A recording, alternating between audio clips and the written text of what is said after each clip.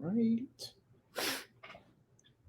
All right. Thank you for tuning in to another episode of the Bullpen Blues. As always, I'm your co-host, Kevin Dixon, joined by our good buddy, David Esser. David, how we doing? Kevin, it has been a day, but the Phillies, they won a series. They finally won a series. They finally won a series. When was the last series they won? It had to be before that split with Miami, I would think. Yeah, I'll have to go back and 3 check. weeks ago? I mean, to be fair, they would have beat the Reds if it didn't get rained out. Let's make sure that's. Oh, no, I mean, they outscored them, so they pretty much won that series. Yeah, it looks like the last time they won a series was actually against Washington as well, back in mid-May. So it has been quite some time. It's been a couple weeks. Yeah, they finally win a series. Are we back, David? No, Kevin, we're not back. We're not back yet? Okay. We're getting close. Look, I'm about a sweep away from this diving right back in. Yeah, and honestly, so let's just jump right into the first topic, kind of looking ahead at the Braves. Kevin, they're going to sweep Atlanta. All right, I'm making this claim. Absolutely. They have set up their rotations where they have Nola, Eflin, Wheeler going. The last time these three pitchers faced against Atlanta, I believe, was the opening series of the season. It went pretty well. It went pretty well. Kevin, that went pretty well for the Phillies. I'm feeling pretty good. You know, they showed some life. They showed some fight against the Nationals. I mean, they put up 12 runs on Sunday. When they were in the 3-0 hole. Yes. They were in a hole early in that game. Now, with that said, they're going to sweep Atlanta, and then they're going to get pummeled by the Yankees, Dodgers, and the Giants the next week. We'll cross that bridge when we get there. That's future David and Kevin's problem, not right now. We're riding the high of a series win, which you just said we haven't had in like 3 weeks. Always feels good. And look, we need Aaron Nola, David, to bounce back because I'm throwing some numbers up on the screen now. He's on the mound tomorrow night in Game 1. He's 9-9 in his last 18 decisions, David, dating back to the beginning of 2020. And he has an ERA of about 5.5 in his last 5 starts.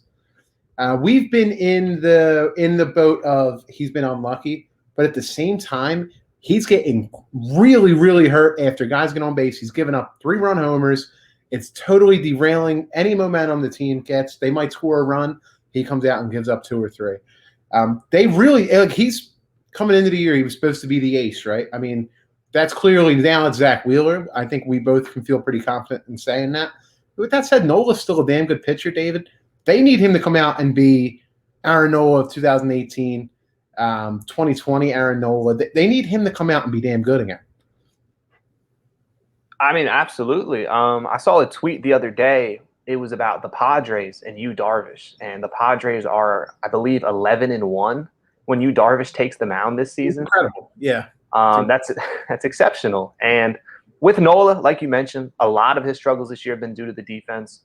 The offense behind him hasn't been great. But, Kevin, there's still points where you kind of look at Nola and you're like, all right, dude. Absolutely. You're in your prime. You're the ace. We need you to come out and just win a ball game. And we need you to not give up a run early. We need you not to blow a lead the very next inning. And people in Philadelphia are very hard on Aaron Nola. And I think we're both in agreement that he's still one of the better pitchers in the National League. Easily. He's probably one of the better if you want to classify him as the Phillies number 2, he's probably one of the best number 2s in the National League. Yeah, I mean, he would still be a number 1 starter on 80% of the. I would say 80% of the National League teams. Yeah, maybe not the Giants, Padres, Dodgers, the Mets. Yeah, outside of the pure juggernauts of baseball, Aaron Nola would still be a number 1 pitcher. Yeah, we're just seeing Zach Wheeler have the best year of his career. Yep, but you're right. Look, Nola, I want to say the Phillies are 6-6 when he takes the mound this year. Like you flashed up on the screen earlier, they're 9-9, or is it 10-10 in his last 20 decisions? Like it's just been a lot of 9-9 in his last 18 decisions. It's just been a lot of 500 baseball, and the ERA is a little bit too high. The balls in play are a little bit too high. The early runs allowed are a little bit too high. It always seems like they're down when, like in the first inning when he's on the mound, man. Like I'm gonna go back here while you continue to make your point to see exactly what it is, but it just feels like they're behind every time he pitches. No, it's a really good point because, if you look at some of the numbers, right, if you go on to FanGraphs and you look at his F4, he's still last time I checked, top 15 in baseball, top 12 in baseball. Like, still one of the best pitchers. But then you're right. Sometimes you have to cut through those numbers and be like, when your ace is on the mound, you're expecting, 7 innings of just dominant baseball. No early runs, not a lot of base hits, a lot of strikeouts. And look, expectations are high, but that comes with being the ace of the staff. That comes with being in the prime of your career on a fairly large contract. So you're right. The numbers, the FIP, they've all been good, but there's something not clicking in the mental side. I'm not sure what it is. I'm not sure what the issue is, but you're absolutely right. Look, he just needs to come out against the Braves here on Tuesday and just establish his zone, find his spot, and just go out there and win a baseball game. Yep, and I just did the cross-reference. In 4 of his last 5 starts, David, they've been down either 2, 3, or 4-0 in the first 2 innings. It can't happen, especially with the state of what the team was prior to this week when they really got their guys back besides Didi. They did not have the bats to be able to continue to climb out of holes. Like yesterday was a perfect example of, even a week ago, without Harper and Real Muto, down 3-0, that game was over. So, it's good they got some of the meat of their orders back, which is huge. And let's hope that Nola can come out, pitch a great game tomorrow. They're facing stinking Drew Smiley, who I've gone on record multiple times. I think he's awful. 2-3 with a 5.98 ERA. It's right prime for the taking tomorrow. Then they got a no-name in Davidson, who was 0-0 with a 2.31 in very limited appearances against Zach Eflin on Wednesday. I'm running them across the bottom here. And then they got Zach Wheeler on the mound Thursday. I mean, you're right, David. This is a great spot to at least take 2 of 3, and a great spot to sweep at home because the Phillies are a great home team. Yeah, and you mentioned Harper's back. JT's healthy. He just hit his 100th career home run. Brad Miller's starting to heat back up. Didi Gregorius started taking batting practice. He's going to need a rehab assignment of sorts. He's going to have to go down to Lehigh Valley, but he's getting close. So you're right. The offense, it's coming back. They're in a good spot this week. They got their 3 best pitchers against, 2 no names, and then Anderson for the Braves. Yeah, they're in a good spot. Maybe we're setting expectations too high, but I just feel like they just put up 17 runs over the last 2 days against the Nationals. If there was ever a time to keep that momentum going, it would be this week. The expectations too high thing, and I'm not even just coming at you about it. I don't want to hear that because they haven't won in 10 years. I'm tired of sitting around, man. I want to have high expectations. So even if I'm going to continue to be let down, I still want the best for this ball club. We talked last week how all it took was for me to turn heel. That's all it took. They come out and then they bash the Nats' brains in. I'm not all the way back in, as I said, but a sweep this week would go a long way, David. It's a shame that the Mets were out in San Diego and the Padres just couldn't really help the Phillies much. They helped them Friday. They didn't lose any ground, but then they win the next 2 days, and the Mets won both days. But I'm going to run the standings across the bottom here again. I think it's big the Phillies are only 4 games back because look at the Marlins and the Nationals, David. They're really starting to get out of the race here. And the Phillies are teetering. They're teetering. So this is a big, big series this week. That's just one day at a time. Let's just keep winning ball games. Yeah, and look, you know me. You know how I've viewed this team in May and late April. I think every single game should be viewed as a must-win, just with where the team is at right now. I mean, they're just not in the position where they can do we'll take 1 today and we'll take 2 or 3 that week. I mean, they got their 3 best pitchers going this week. They have some momentum. They're almost fully healthy. It's time to start closing that gap down on the Mets because they're only going to get healthier. They're going to make moves at the trade deadline. Yeah. They have an owner who's not afraid to spend. They're not going to get worse as the season goes on, at least in my opinion. No, and Frankie Lindor's starting to heat up a bit. He's starting to hit the baseball a little bit more. So hopefully the worst is behind us with the Phillies because let's face it, May just absolutely stunk. It really hasn't been a fun brand of baseball since the opening week. So let's hope that we're beginning to turn a corner here now that we're starting to get healthy. I got to push back a bit on Didi. I don't think he's that close. I really don't. I said it on last week's show. I don't even think he's throwing right now. I can't envision a scenario where he's back anytime soon. Well, he took batting practice this weekend. That's a step. I guess it certainly is. close might be an exaggeration, but he's not just sitting on the bench every day. For sure. I just, man, the elbow, that concerns me, especially playing shortstop. You can't have him doing what he was doing in the beginning of April, where he was spiking throws and he was the worst defensive shortstop in baseball. Well, and the weird thing with Didi's elbow injury is nobody knows what it was. It just swelled. It's ridiculous. Yeah. That's what worries me. That's what scares me. Yeah. I mean, people were thinking it might be like Tommy John, like a ligament, and they're like, nah, it just kind of swelled up. Yeah. He had dead arm, I guess. Yeah, who knows? Yeah, hopefully he comes back. But Kevin, you mentioned turning a corner, and I think that's a good segue kind of into the next topic we wanted to discuss today. Andrew McCutchen is a player who's absolutely started to turn a corner. Matt Gelb of The Athletic tweeted out yesterday, McCutchen's first 93 plate appearances, he was hitting 169 with a 247 slug. He was one of the worst players, not only on the Phillies, but in all of baseball. Yeah, he was Since then, over his last 132 plate appearances, he's been hitting 264 with a 564 slug. Part of that has to do with him being moved down in the order. Part of that has to do with maybe him just finding his timing. Kevin, the contract is still a disaster. This was a bad move from Klentak. He's not a guy I think anyone really wants on the field as an everyday player.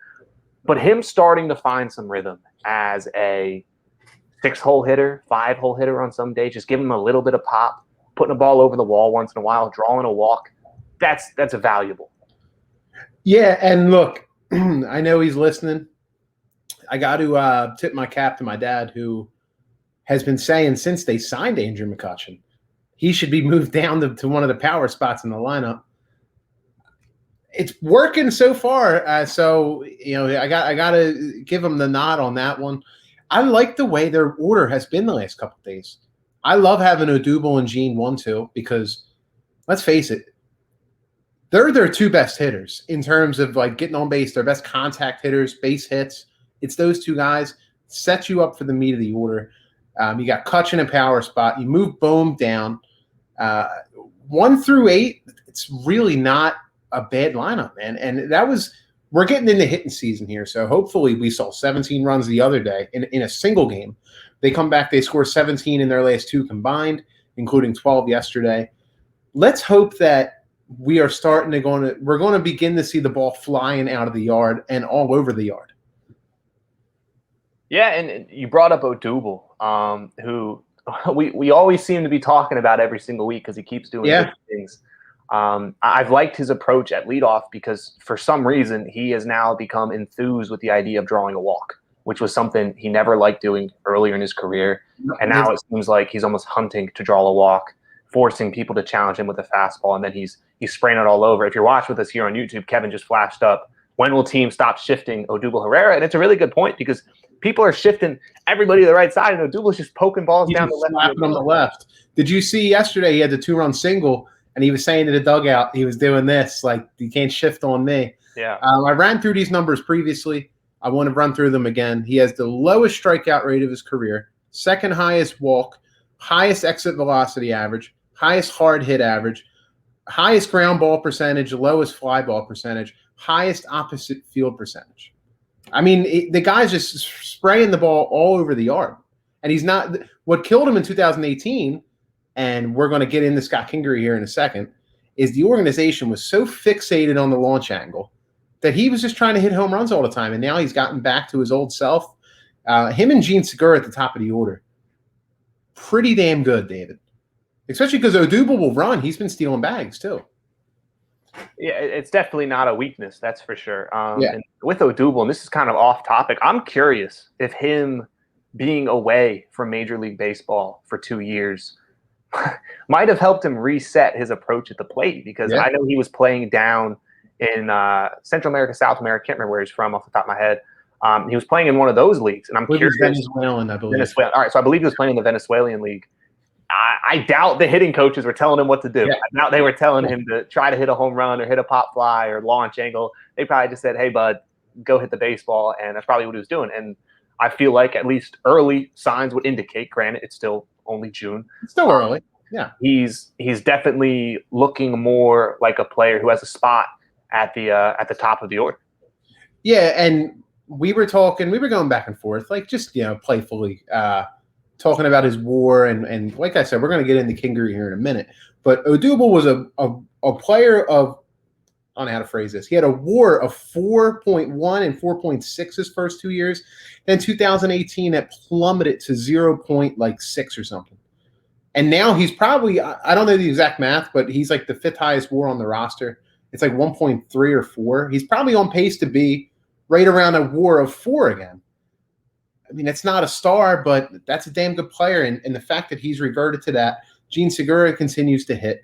They got Harper and Real Muto back in the middle of their order. Brad Miller's popping them out, which every home run he hits is a majestic home run. It was another one yesterday. I'm feeling good about this lineup moving forward. Now, they'll probably come out tomorrow and get shut out with 13 strikeouts. So, but I'm going to be there. Yeah, see, you're doing – we just established that they only won a game because you criticized them. Why are you now praising the lineup? Now I'm praising them, and they'll get shut out tomorrow. They'll get swept this week or something. They are horrible. They are awful. Yeah. They should trade everybody. They should punt the season. Well, that brings me, before we do pivot to Mr. Kingery here, because we really want to get into that. Yes. I just popped up on the screen here if you're watching with us on YouTube. This is a question. It says we, David, but it's more so for you. How much longer until we buy back into the 2021 Phillies? Yeah, I mean, it's a good question. I mean, they only just won 2 or 3, and we're like, all right. Yeah, we're ready. We beat the stinking Nats, and we're ready to go. Yeah. The Nats are awful, by the way. They're so bad. We've been on that since like January. Yeah, they should trade Scherzer. Just completely off topic. Yeah. Anyway, so what are we looking at here? Yeah. All right. So in regards to the Phillies and buying back, I'm going to remain consistent all the way to the bitter end that I don't think this is a team that can contend this year. I just don't think they have the pitching depth. I don't think they have the defense. I don't think they have the offensive depth. I mean, look, we've seen it this past month. They're always one injury away from being one of the worst teams in the National League. And that's not going to change. We got some good reps from Nick Maton, from Ronald Torreyes. I doubt Ronald Torreyes is going to play this good for the rest of the season. We saw it with Maton. He fell off pretty quickly. What we saw with Vince Velasquez, he gave you a few starts. Now he's back to being bad. So I'm going to remain insistent that this is not a team that can contend this year. With that said, if they can creep back over 500, if they can sneak their way into kind of, the Mets conversation, the wild card conversation, it would definitely make me more excited about making some moves to gear up for 2022. I mean, we've talked about it on this podcast before. I've written articles on it. I think the best thing the Phillies can do at the trade deadline is start loading up on pieces for next season. Kevin texted me earlier today about Ketel Marte, who would be under team control for another few years. I'm all in on an idea like that. I wrote a piece the other night. Richard Rodriguez, the closer for the Pirates, he's under team control for another couple of years. I'm all in on those ideas. Yep. So in terms of buying back in, look, if they go out and they sweep the Braves and they split with the Yankees and they beat the Dodgers and they beat the Giants, I'm in. I'm ready to gear up and make some moves, but for 2022 as opposed to this season. That's fair. And look, I wasn't even going to bring up Ketel Marte, but that might be my number one target if you're looking at outside of pitching. Love Ketel Marte. His flexibility. He's hitting 382 this year, OPS over 1,000. This is a guy who in 2019, David, finished fourth, very quietly finished fourth in the MVP voting, 32 homers, 92 ribbies, 10 steals, hit 329, OPS of 981, 36 doubles, 9 triples, and he just turned 27. He's under team control through 2024. That's with $8 million guaranteed next year. Option of $10 million a year after that, option of $12 million a year after that. We went back and forth about Bryson Stott. That's the kind of player I would be willing to move Stott for, not a rental, a guy who is already a damn good, probably a no doubt all-star, right? I mean, he's an all-star, and he's 27 years old. He goes into next year at 27. And he's under team control. That's the kind of guy I would be willing to move one of your big prospects for. Someone that's going to be here, like you said, not a rental. I'm not trading Stott for Chris Bryant, even if you get the extension in place, because you can try to sign him in the offseason. But a guy who's going to be here and be a part of your core, I don't see why not. We're trying to win.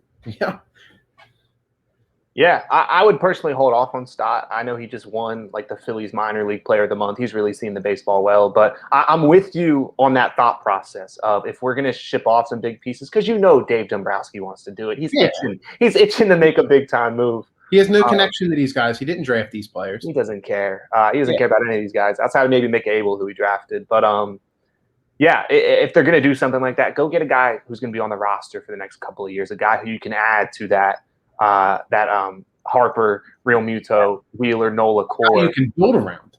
Yeah. Like he's the type of player you would build around. Yeah, obviously he's not your centerpiece, but he's a big part of it. Yeah, I mean, if he's your third best offensive player, that's really good spot. Yeah, he would be an outstanding 2-hole hitter on this team. Absolutely. All right, let's pivot to a different infielder slash outfielder hybrid, Scott Kingery. This is going to be interesting, I feel. Yeah, and me and Kevin, we've already texted back and forth about this pretty. We're on opposite ends. Yeah. So for those who don't know, he was outright released from the 40-man roster today. Yeah. He passed through waivers unclaimed, which isn't surprising considering his contract. He's making a good amount of money. So he's going to continue to be with the Phillies AAA affiliate down in Lehigh, but he is no longer on the 40-man roster, which means the odds of him playing a single inning for the Phillies this season is extremely low, next to zero. So now, Kevin, the question begs to be answered. Kingery, once upon a time, was viewed as the Phillies' top prospect. He was a guy who people were comparing to Dustin Pedroia, to Chase Utley. This was a guy who was supposed to be a core central building block. A couple years later, he's now not even on the 40-man roster. Anybody in baseball could have had him, David. Nobody wanted him. That should be pretty telling of where he's at. I'm going to let you have the floor first here. Okay. You make your case. Yeah. So I like Scott. And the reason I like Scott is because I saw a player in 2019 who was hitting the baseball. He was hitting the baseball effectively. He was playing good defense. That year, he posted an OPS of 788. And just for reference sake, if you compare that to the Phillies' current roster, that would be a higher OPS than Didi Gregorius, Alec Boehm, Andrew McCutchen, Odubel Herrera, Nick Maton, everyone on the bench. Was he an all-star right off the bat? No. But that was a young player who you looked at and you saw an immense amount of potential. And, his defense was kind of wonky that year because they played him in left field and then center field and third base and second base and shortstop and all over the place except his natural position. I'm not sure how much of that went into his development. I think it definitely played a role. But, Kevin, where I start to get frustrated is how many times have we seen this with the Phillies, where they have a young, exciting prospect, someone who's universally viewed as a piece. And then a few years later, you're looking at him and you're just like, what happened? And, it's still early into Alec Boehm's career, but we're kind of seeing it with him now. We're seeing it with Spencer Howard.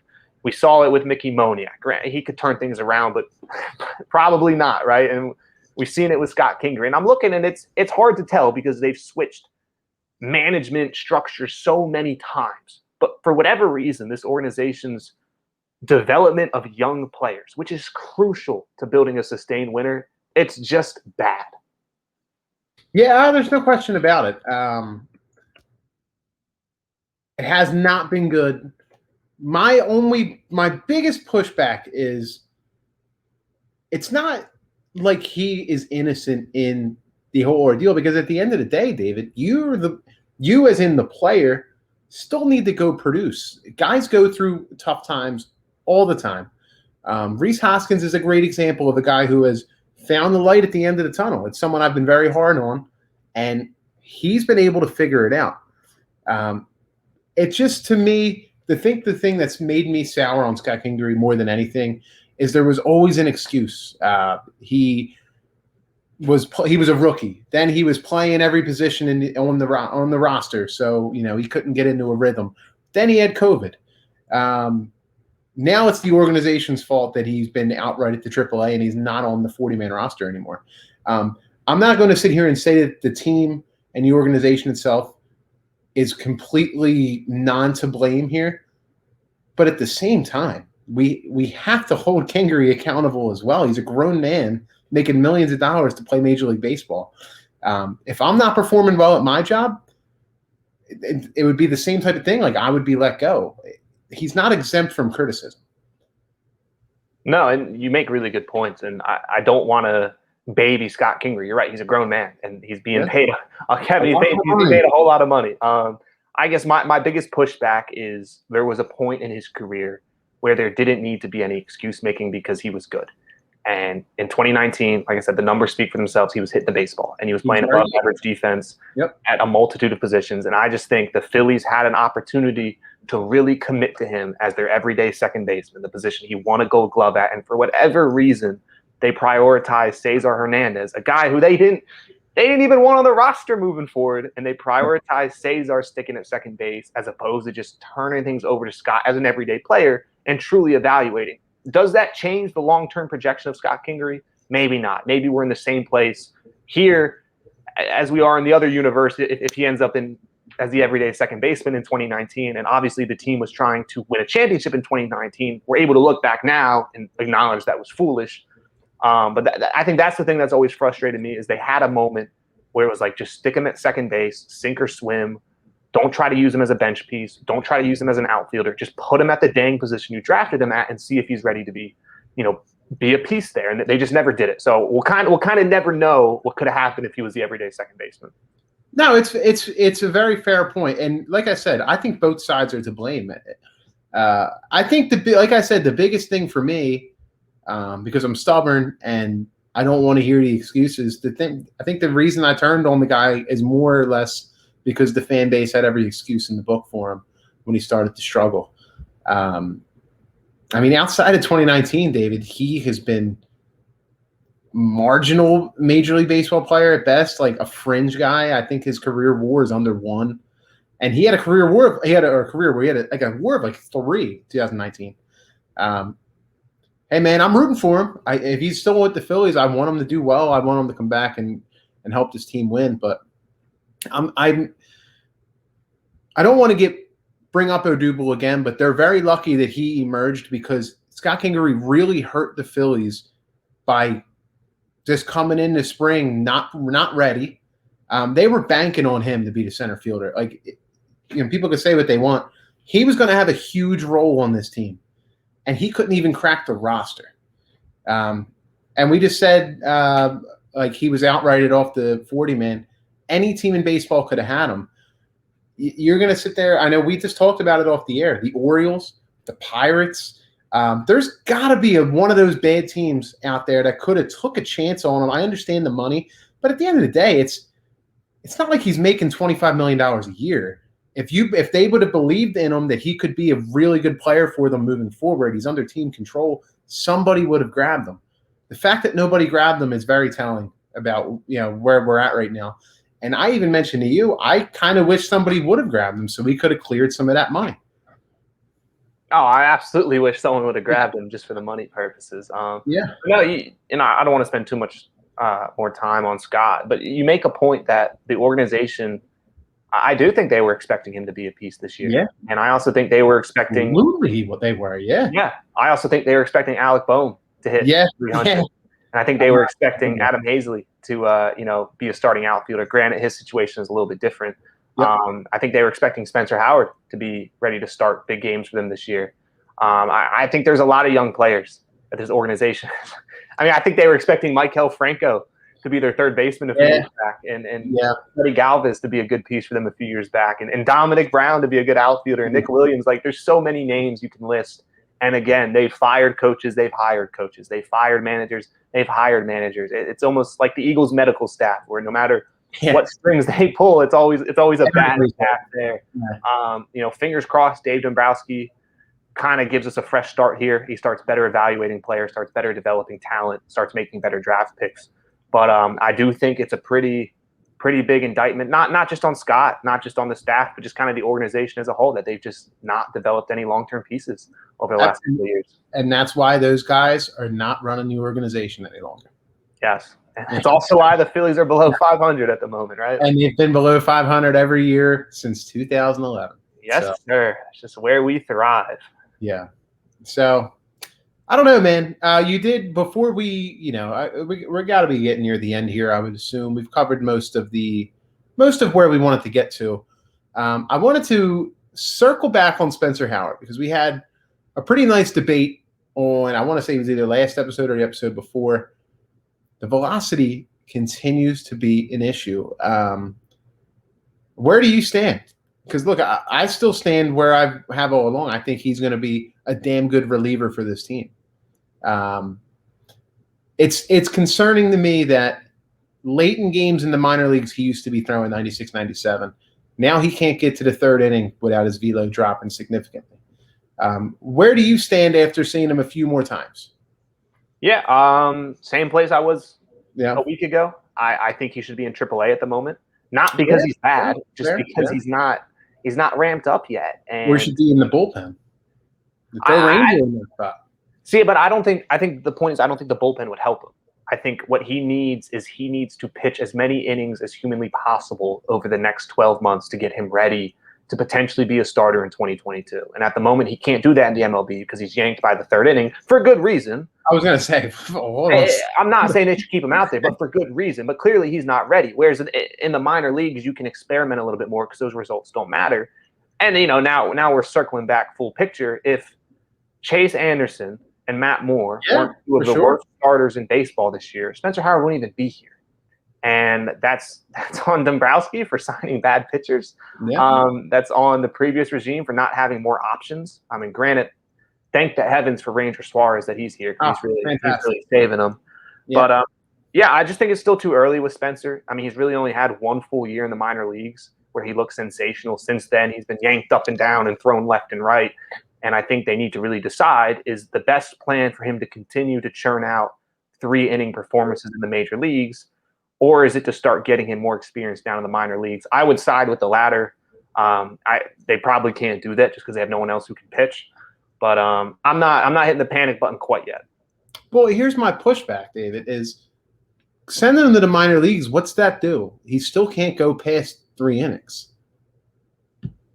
Like, what are you going to do? Just keep him in? Well, you have him pitch 3 innings this start, and then 3 innings and 1 pitch the next start, and then 3 innings and 2. Right, you just you ramp him up. That's what you do in the minor leagues. I just think he's not strong enough, or his shoulder is just not strengthened enough. What happened? Because he used to be perfectly fine.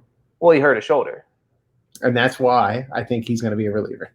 I mean, I'm not disagreeing with your logic there. And that's not a knock, though. Like it's we've seen it. It's important. Mm-hmm. Relief pitching is important.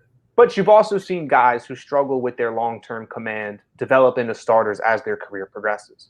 It's not the command; it's the velocity.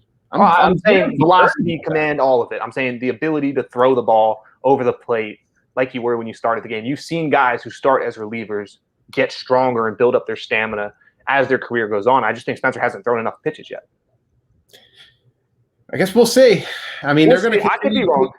They're going to. I mean, I could be too. They're going to continue to piggyback him and Ranger, which I don't love. But if it's going to work, it's going to work. And if it's going to help the team, I want them to do it.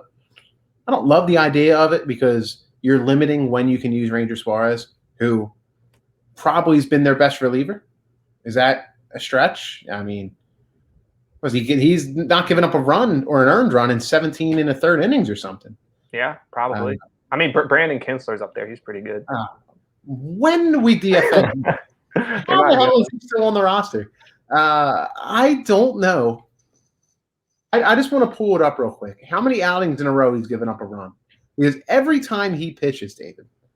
And it sucks because we were excited about the move, and rightfully so. Like, he was good coming into this year.